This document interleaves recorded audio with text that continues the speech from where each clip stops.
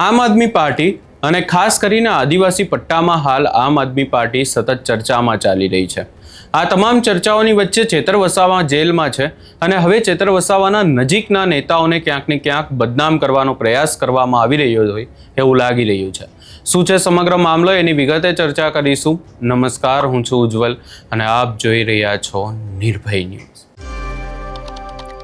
દાહોદ અને ખાસ કરી અને દાહોદનો આજુબાજુનો એ વિસ્તાર કે જ્યાં ચેતર વસાવા સતત મહેનત કરી રહ્યા છે, એમનું પરિણામ પણ એમને ક્યાંક ને ક્યાંક આ સ્થાનિક સ્વરાજ્યની ચૂંટણીમાં જોવા મળ્યું, પેટા ચૂંટણીમાં જોવા મળ્યું।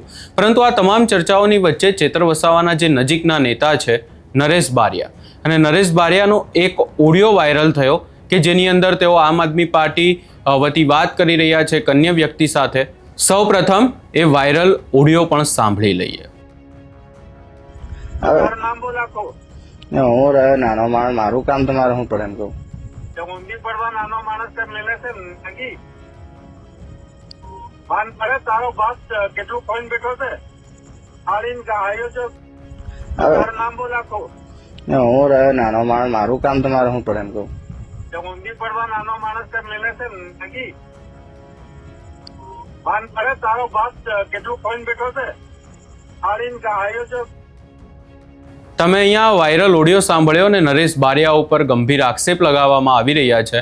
આ તમામ ચર્ચાઓની વચ્ચે હવે તેમના દ્વારા શું જવાબ આપવામાં આવ્યો છે એ પણ સાંભળી લઈએ। નમસ્કાર મિત્રો, ગુરુ તેવા ચેલા।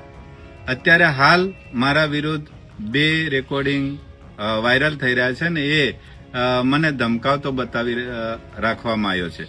ખરેખર હું એ બાબતે કહેવા માંગુ છું કે એક જે રેકોર્ડિંગ થયું છે રંધીકપુરનો છે ને રંધીકપુરનો છોકરો છે, એનો બાપો પોલીસ સ્ટેશને નોકરી કરે છે લાંબા ટાઈમથી, અને એ જસવંત બાબરનો અંગત ફોટોગ્રાફર છે અને સતત મોટી ગાડીઓમાં જ ફરતા હોય છે।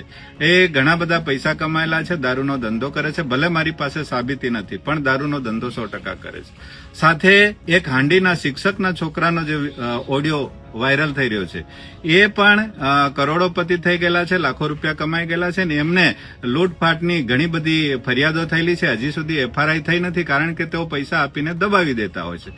આવા ગુનેગારો છે એ મારું ચરિત્ર બગાડવા માટે ઓડિયો રેકોર્ડિંગ કરીને વારંવાર મૂક્યા કરે છે, અને સાથે એમના જે ગુરુ હોય, ભલે સાંસદ હોય કે જિલ્લા પંચાયત સભ્ય હોય, એ લોકો અત્યારે ખરેખર તો બુટલેગરો પણ છે, એમની આઈડીમાં વારંવાર મૂક્યા કરે છે અને એ લોકો એમને પર FRI પણ થયેલી છે। આ સાબિતી સાથે કહું છું, હું ગરીબો માટે આવેલો છું, ગરીબોના કામ માટે આવેલો છું અને અત્યારે રોજગાર આપવા માટેનું પણ હું તાકાત ધરાવું છું।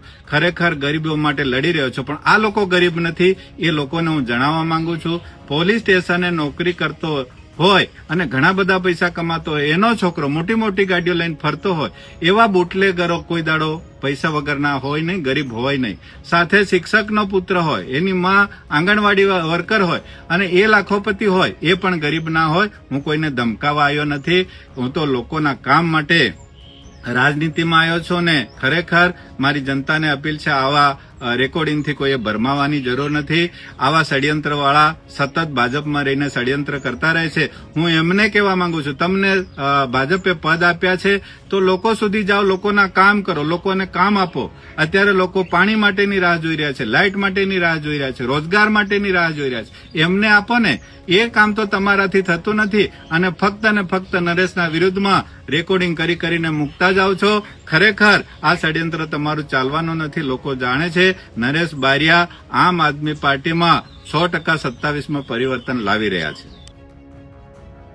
અહીંયા હવે આખી જે વાત છે એની સ્પષ્ટતા પણ નરેશ બારિયા દ્વારા કરવામાં આવી છે, પરંતુ સવાલ એ ઊભો થઈ રહ્યો છે કે આ આખો જે ઓડિયો કોલ જે વાયરલ કરવામાં આવ્યો એ કોના દ્વારા વાયરલ કરવામાં આવ્યો, કેમ કરવામાં આવ્યો, આ તમામ બાબતોને લઈને અનેક સવાલો ઊભા થઈ રહ્યા છે। જોવાનું રહેશે કે આગામી સમયમાં હવે આખી બાબતે પણ કોઈ સ્પષ્ટતા થાય છે કે નહીં। તમારો શું અભિપ્રાય છે એ અમને કમેન્ટ કરી જરૂર જણાવશો ને અમારી ચેનલ નિર્ભય ન્યૂઝને લાઇક, શેર, સબસ્ક્રાઇબ કરવાનું ભૂલશો નહીં।